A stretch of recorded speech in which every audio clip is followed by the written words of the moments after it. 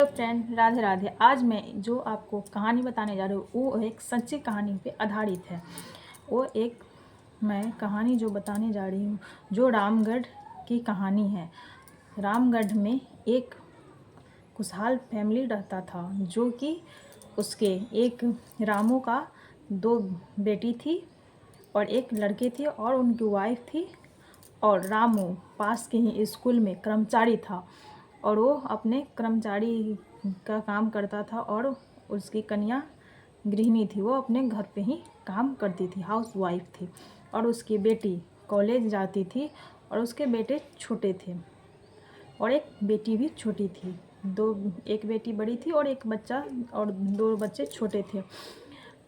उनका उतना रामू का उतना तनख्वाह नहीं मिलता था कि उस जिससे ये ज़्यादा हाई फाई ऐसा इतने पैसे मिलते थे जिससे गुजर बसर हो जाता था। उनकी पत्नी जो थी रीना, वो अपना उसी में कैसे भी करके अपना घर चला लेती थी। जब उनकी बेटी कॉलेज जाती थी तो दूसरे को देखती थी अच्छे अच्छे कपड़े पहने हुए, सबके हाथ में स्मार्टफोन, तो उसे भी लगता था कि मेरे भी हाथ में होते तो कितने अच्छे होते। वैसे करते करते कई साल बीत जाते हैं और उसकी बेटी 12th में चली जाती है। तब वो अपने घर आके अपनी माँ को बोलती है कि माँ मुझे भी एक फ़ोन दिला दो पिताजी से। तो उसकी माँ बहुत समझाती है, बोलती है कि तुम्हारे पिताजी के पास इतने पैसे नहीं हैं कि जिससे मैं तुम्हें फ़ोन दिला दूँ। तो बोल रखती है कि अब पढ़ाई ऑनलाइन हो रहा है तो मैं फिर पढ़ाई कैसे करूँगी कि रोज़ रोज़ अपनी सहेली से मांगना मुझे अच्छा नहीं लगता है।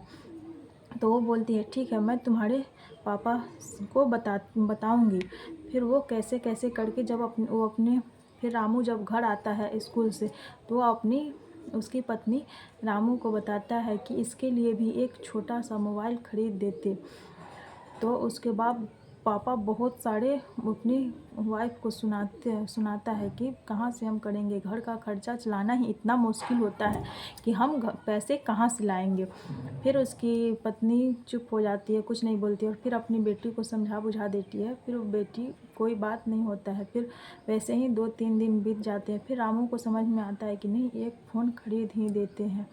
फिर वो जाता है मोबाइल की दुकान पर और एक पुराना मोबाइल का दाम पूछता है। तो वो बताता जितना होता है वैसे करके वो पुराना मोबाइल को 1000 रुपये में ख़रीद कर ले आता है अपने घर।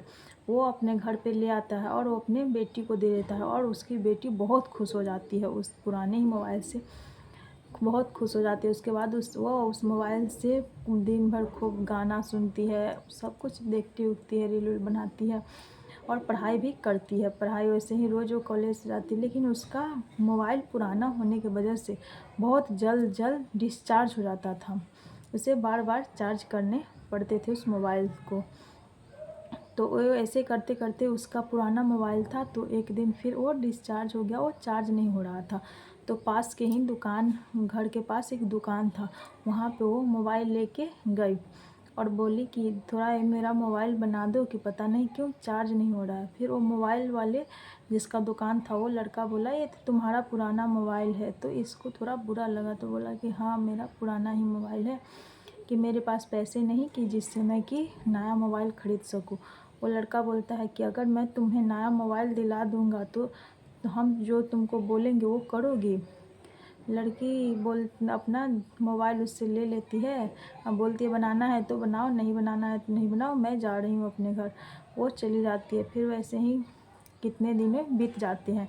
फिर वैसे करके फिर लड़की कॉलेज आती है, कॉलेज से आती है, फिर देखती है कि उसका मोबाइल डिस्चार्ज ही था, चार्ज नहीं हो रहा था। फिर गई, वो उसके दिमाग में आता है कि उस लड़के ने ऐसे बोला था। तो वो जाती है, वो बोल लेती है कि हाँ बताओ कि तुम मुझे नया मोबाइल दोगे तो तुम जो बोलोगे हम वो करेंगे। तो लड़का बोलता है ठीक है कि अभी तुम एक नया मोबाइल ले जाओ कि जब हम तुमको जो बोलेंगे उस टाइम में। अभी वो टाइम नहीं बताया वो कुछ वो लड़की अपना मोबाइल लेके आ गई और वो मोबाइल छुपा कर रखने लगी, किसी को दिखाती नहीं थी। और वो लड़का से बात भी करती थी, वो जो उसको मोबाइल दिया था। वैसे ही बात करते करते बहुत सारे दिन बीत गए। फिर एक दिन ऐसा हुआ कि जब वो लड़की बहुत रात हो गया और वो लड़की घर ही नहीं आई, जिसका नाम था रीना। वो लड़की घर ही नहीं आई। तो उसके बाद जब रामू घर आए तो वो अपने पत्नी को बोले कि अभी तक रीना घर नहीं आई है। तो उसकी पत्नी बोली हाँ कि पता नहीं आजकल रोज़ लेट लेट करके आती है घर। उसके बाद बोले तुम तो मुझे बताई नहीं। तो उसके बाद वो चारों तरफ खोजे। उसके बाद देखे तो वो उसी के दुकान पे बैठ के बात कर रही थी उस लड़के से। तो फिर वो अपने घर पे ले आता है उसका बाप। और उसके बाद जब बाहर निकलता है तो मोहल्ले वाले चारों तरफ से बात बनाते रहते हैं, इसकी बेटी ऐसी है, इसकी बेटी ऐसी है। वो सुनता है। उसके बाद एक दिन उसका नया मोबाइल पकड़ा जाता है। ये सब चीज़ जो लड़की रहती है उसके पापा को अच्छे नहीं लगते हैं और वो अपने अंदर ही अंदर घुटन महसूस करने लगते हैं और पछताने लगता है कि क्या मुझे इसे मोबाइल ही नहीं दिलाना चाहिए था, जिससे इसी के वजह से सारे इतने जड़ फैल रहे हैं। और एक दिन उसके बाप ने क्या किया, बोला कि मुझे स्कूल में मीटिंग है, आज मैं स्कूल में ही रह जाऊंगा, घर नहीं आऊंगा। और उसके बाप चला गया अपने स्कूल जो रामू था।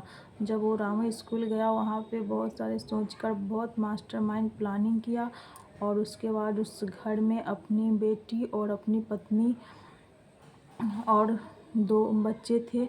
वो दोनों बच्चे को बाहर निकाल के कहीं भेज दिया था रामू। और वो पत्नी को और जो बेटी वो बात करती थी मोबाइल वाले लड़के से जो पास के ही घर के पास में ही शॉप था, उससे उस लड़की को घर में बांध कर और पूरे घर के चारों तरफ से जो घर होता है झोपड़ी का, उस घर में उस लोग रहते थे, उस घर में पूरा आग लगाकर और उसमें जला दिए उसको। और बाद में हल्ला किया कि देखो घर में मेरे आग लग गए, मेरे बीवी बच्चे जल गए। और जब गांव वाले आए तो गांव वालों को किसी को शक भी थोड़ा भी नहीं हुआ। और बाद में ये अपना सब बनाने लगा। जब पूरे पुलिस आए, जब पूरा पता किया गया, तब रामू को ले जाकर कस्टडी में पूछा गया।